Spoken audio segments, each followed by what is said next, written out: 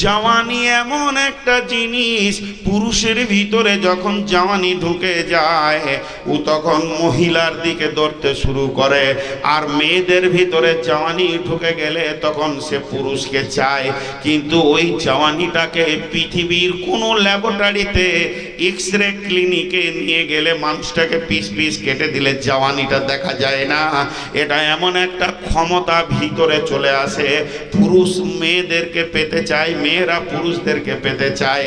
তেমনি হেদায়েত নামে একটা শব্দ আছে, ওটা একটা ক্ষমতা। ওটা যখন দেহের ভিতরে ঢুকে যায়, কারো ব্রেনে যখন হেদায়েত ঢুকে যায়, তো ওই লোকটা মসজিদের দিকে দরে, নামাজের সময় দরে কালাম পাকের তেলাওয়াত করে। ওটা এমন একটা স্পিরিট, এমন একটা ক্ষমতা, নিজের চেহারাটাকে রসুলের দিকে বানাতে চায় যে আমি রসুলের মতো হয়ে যাব। আমার পোশাকটা হবে, আমার দাড়িটা হবে, আমার মোছটা হবে, মাথার চুলটা হবে, এগুলো যেন রসুলের মতো হয়ে যায়। ওটা কখন চিন্তাটা আসে? যখন মানুষের ভিতরে হেদায়েত ঢুকে যায়।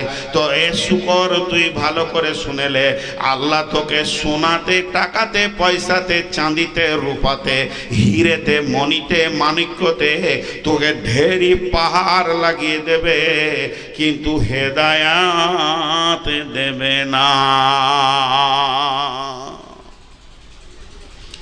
এবার শুকরটা কি বলছে, এইটার জন্য এতক্ষণ আপনাদেরকে গল্পটা শোনাইলাম।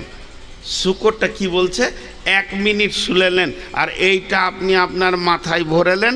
এটা যদি মাথাতে 1 ডোজ ঢুকে যায়, ওকে আর জীবনে জালসা শুনতে হবে না, 1 জালসাতেও রাস্তা পেয়ে যাবে। শুকরটা যেটা বলছে, এটা শুকরটা বলছে যে আল্লাহর ওলি, ওরে আল্লাহর গোলাম, ওরে আল্লাহর ওলি মানুষ, থাক থাক থাক, তোকে আর আমার জন্য রব্বানা বলতে হবে না। আমি মানুষ হতে চাই না, বেঈমান মানুষ থেকে আমি শুকর অনেক গুণে ভালো। যে লোকটা মানুষের মতো জিন্দেগি পেল, মসজিদ পেল না, আল্লাহ পেল না, রসুল পেল না, যে লোকটা মানুষের জিন্দেগি পেল, সোনা পেল, টাকা পেল, জমি পেল, জায়গা পেল, নেতা হলো, এলাকাতে গাড়ি বাড়ি হলো, কোটি কোটি টাকার মালিক হয়ে গেল, বাজারে মার্কেট হয়ে গেল, কিন্তু আল্লাহকে পেল না, ওর থেকে আমি শুকরের দাম অনেক গুণে ভালো। এত নোংরা মানুষ হওয়ার থেকে আমি শুকর আছি তো ভালো আছি। আমার কিয়ামতের মাঠে হিসাব হবে না, জাহান্নাম হবে না, আমাকে মাটি বানিয়ে ছেড়ে দেবে। অতএব বেঈমান মানুষ হওয়ার থেকে শুকরের জিন্দেগি অনেক গুণে ভালো। এর জন্য আল্লাহ বলছেন, গোলামের দল রে, আমার কাছে যদি কাঁদবি, আমার গোডাউন থেকে যদি কিছু নিতে চাইবি, আর আমার কাছে যদি কিছু ভিক্ষা করবি, মাংবি, তাহলে তুই আমার কাছ থেকে হেদায়েতটা চেনে, হেদায়েত পাবি তো সব লুটে নিবি, আর হেদায়েত পাবি না তো কিছুই পাবি না।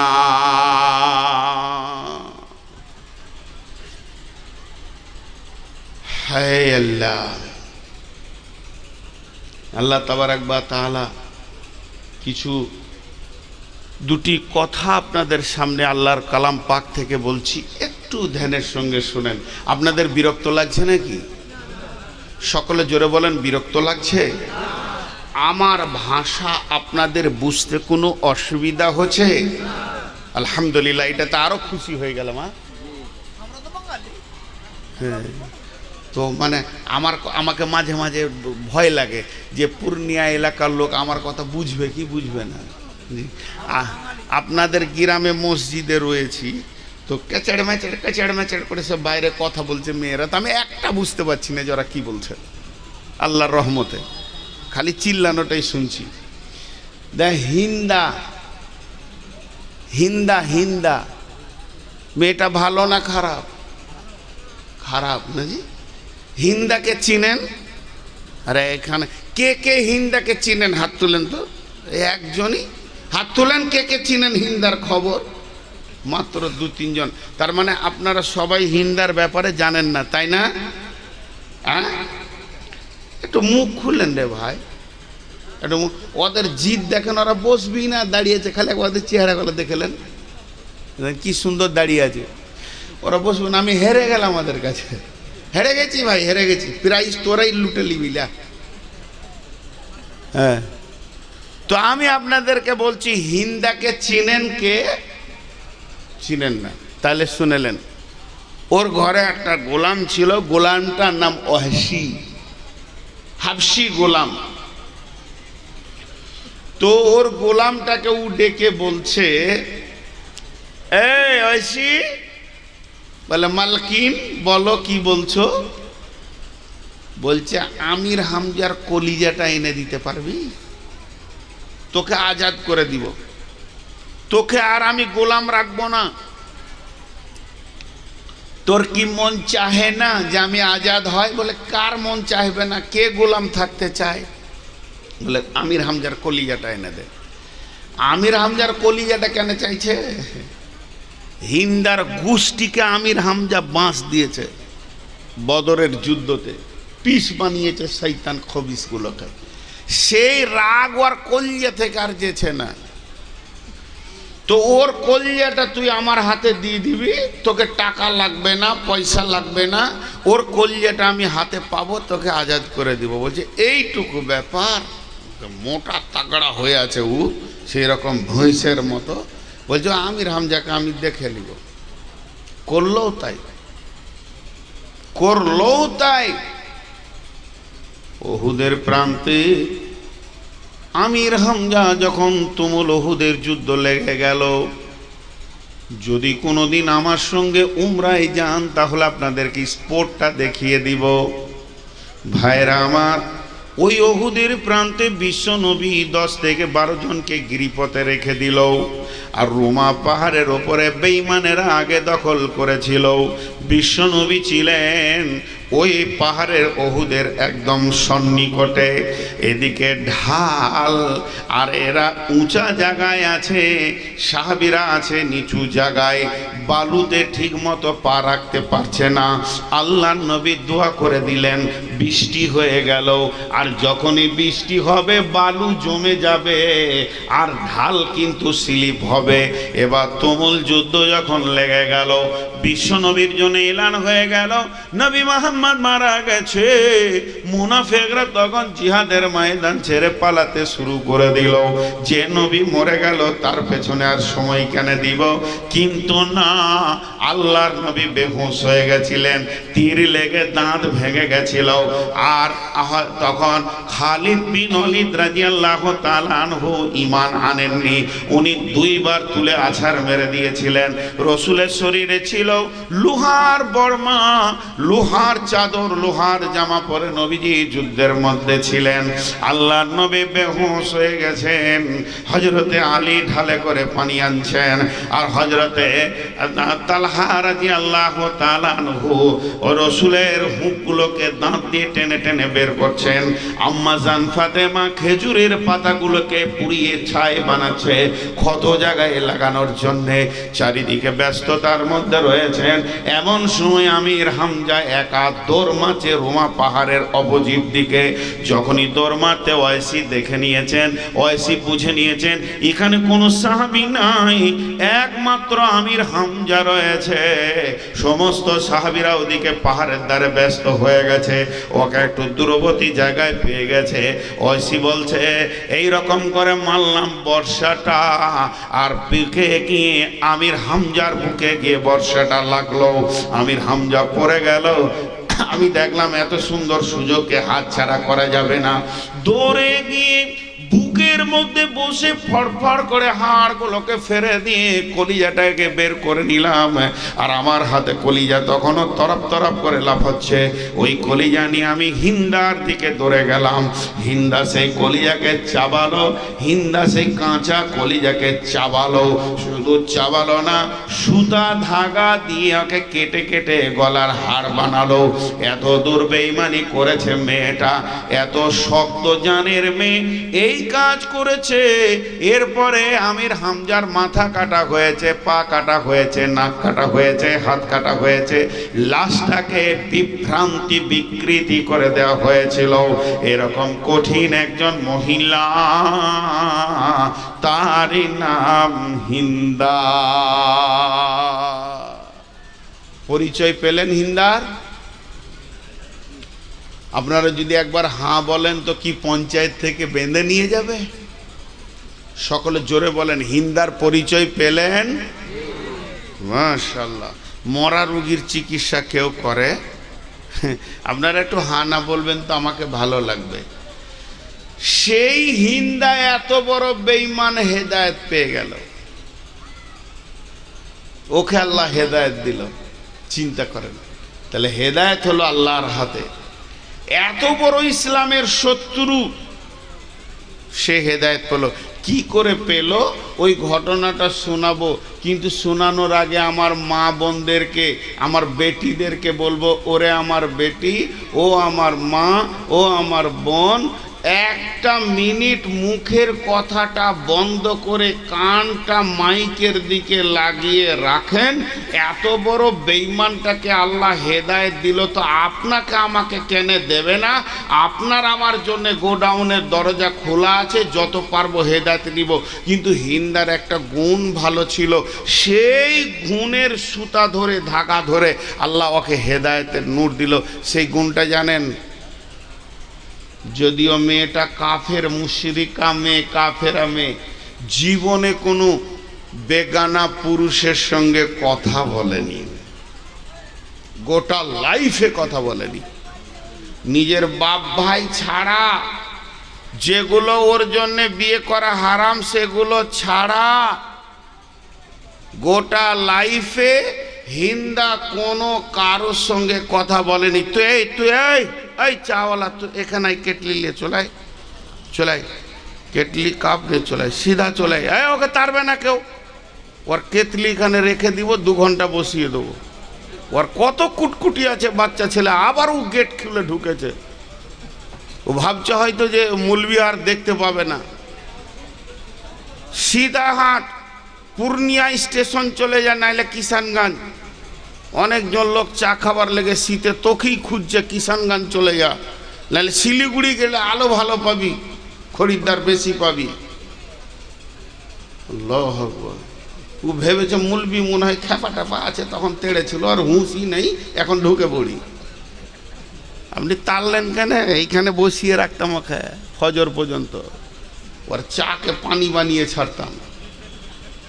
তো সেই হিন্দা, ও যে কোনো পুরুষের সঙ্গে কথা বলেনি, তার প্রমাণ একটা দলিল কেমন জানেন?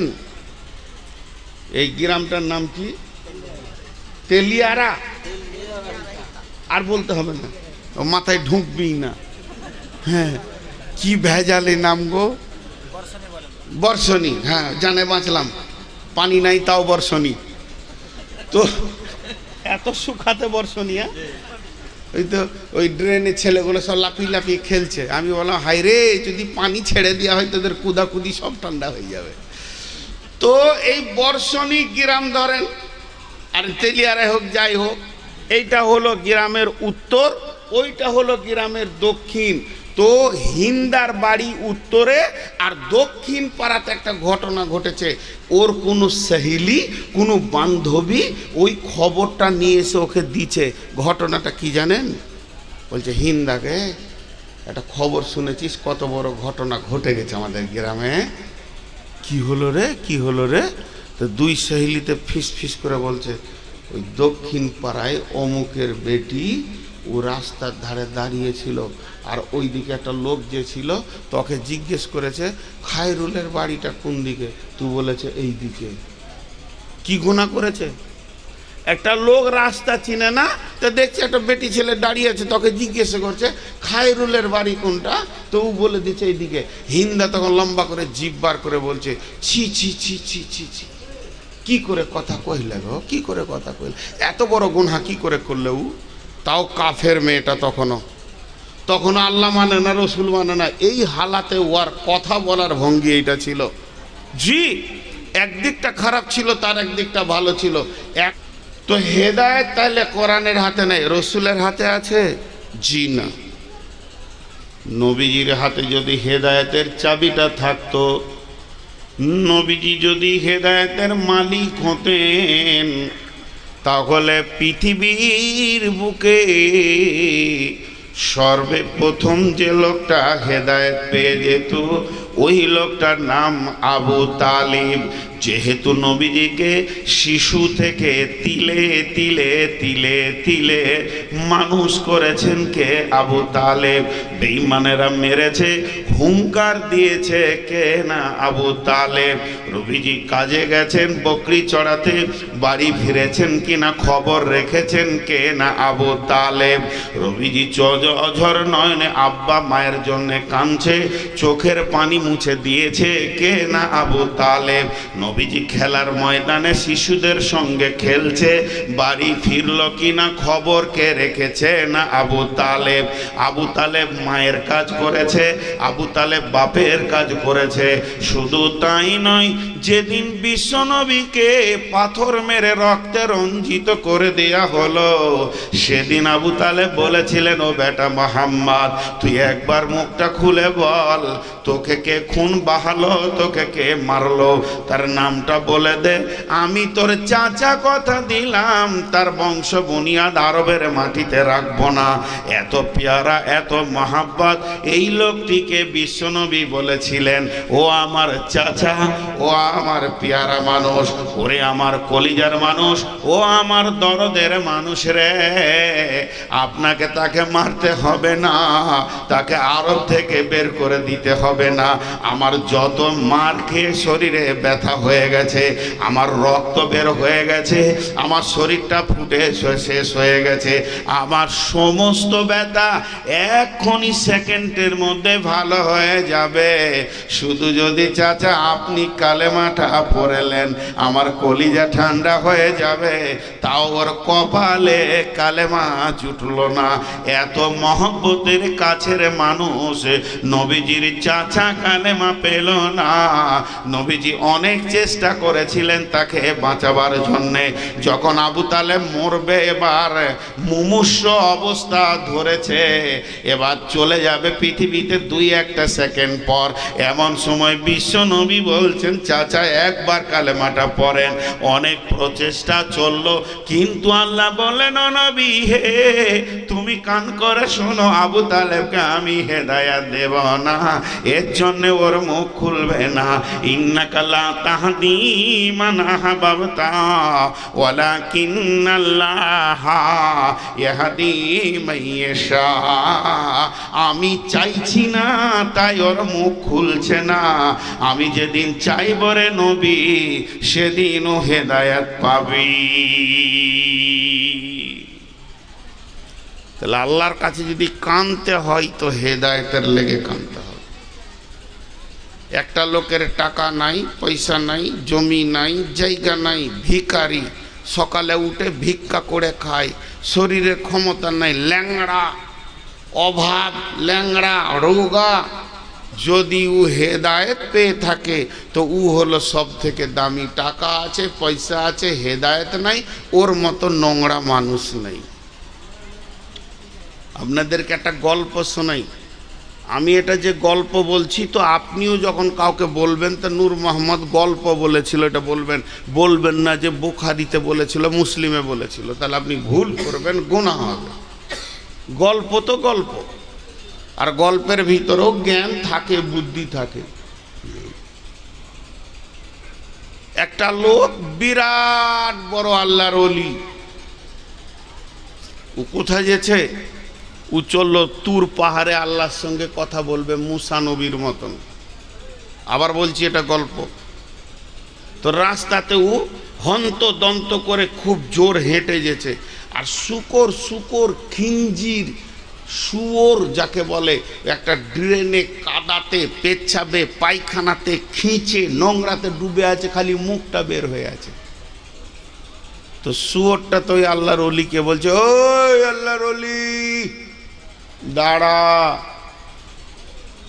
তো থুমকে দাঁড়িয়ে গেছে। শুয়োর কথা বলছে, রে বলে দাঁড়া, তোর সাথে কথা আছে। কোথা চললি? বলছে আমি আল্লাহর কাছে চললাম, আমার কাজ আছে, আল্লাহর সাথে কথা বলতে চললাম। আবার মাঝে বলে লিছি এটা গল্প।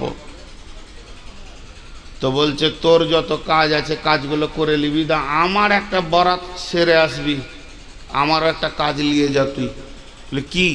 বলে তোকে মানুষ করলে কেন, আর এত বড় দামি পরেশগার আল্লাহ তার ওলি বানাইলে কেন, আর আমাকে কেন শুকর করলে, ওটা জেনে আসবি। তো এবার ও পাহাড়ে উঠে আল্লাহর সাথে ওর যত কথাবার্তা ছিল সব শেষ হয়ে গেল, নেমে আসছে পাহাড় থেকে। তা আল্লাহ বলছে আরে তোকে কেউ কিছু বলেছিল রাস্তায়? বললে আল্লাহ আমি ভুলে গেছি।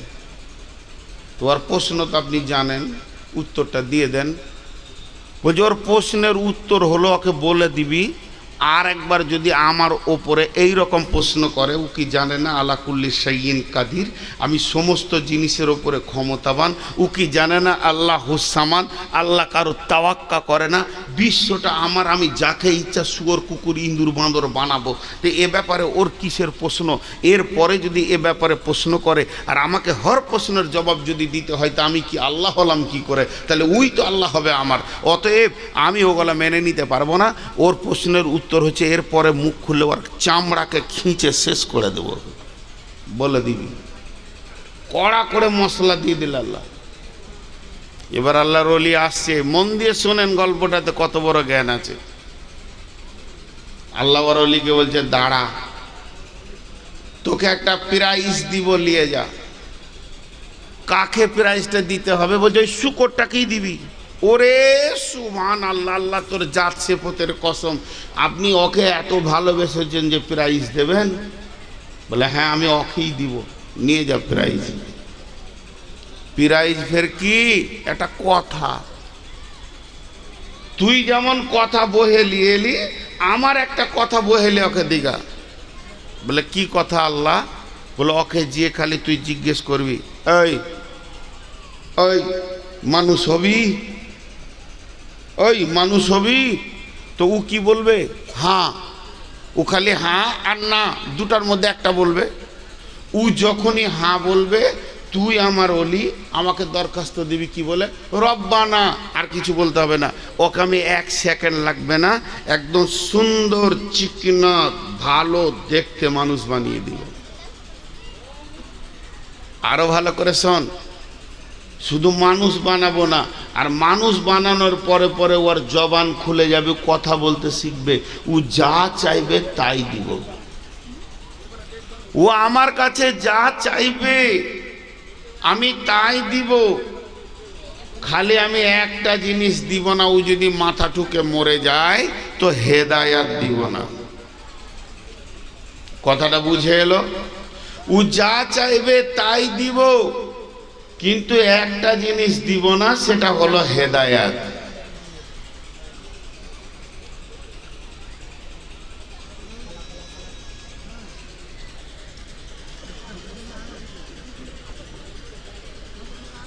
লজ্জা শরম হায়া এদের নেই। এইবার আল্লাহর ওলি পাহাড় থেকে ফিরে ওই রাস্তায় যেছি, শুকর কিন্তু অপেক্ষা করছে যে আমার খবরটা কি হবে। যখনই শুকরটা দেখেছে যে ওই আল্লাহর ওলি আসছে যাকে আমি খবর পাঠিয়েছিলাম, সঙ্গে সঙ্গে ও লাফিয়ে ড্রেন থেকে পারে উঠে গেছে। দিয়ে বলছে আল্লাহর ওলি তুই বল, যেটা আমি আল্লাহর কাছ থেকে জানতে বলেছিলাম ওটা কি জেনেছিস? আল্লাহর ওলি মুখে হাত দিয়ে বলছে 2 বার আর বলবি না। আল্লাহ অনেক রেগে গেছেন, আল্লাহর ভিতরটা অনেক রাগান্বিত হয়েছে।